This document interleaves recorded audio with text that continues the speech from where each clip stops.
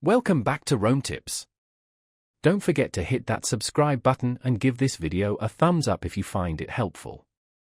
All the links mentioned in this overview are down in the description below. This review is based on my personal experience using the product.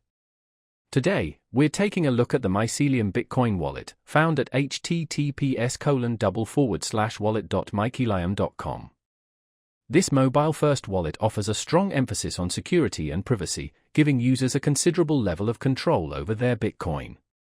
Mycelium provides a gateway into the Bitcoin ecosystem, allowing for seamless sending and receiving of Bitcoin.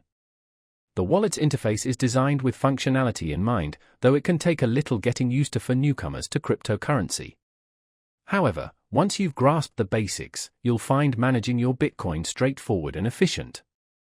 Security is paramount with Mycelium. The wallet leverages a hierarchical deterministic (HD) structure, meaning your private keys are generated from a single seed phrase. Remember to securely store this seed phrase offline, as it's the master key to your funds. Mycelium also allows for integration with hardware wallets, adding another layer of protection against potential threats. Furthermore, Mycelium supports advanced features such as connecting to your own Bitcoin node, enhancing privacy and control over your transactions. This Bitcoiner focus makes it a popular choice for those who prioritize decentralization and self-sovereignty. While Mycelium's feature-rich nature is a strength, it can also be a bit daunting for beginners. The interface, while functional, isn't the most visually appealing, and the learning curve might be steeper than with some simpler wallets. But, for users who value security, privacy, and advanced functionality, Mycelium is certainly worth exploring.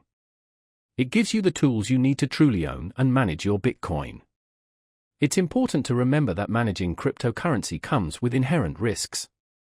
Always do your own research and only invest what you can afford to lose.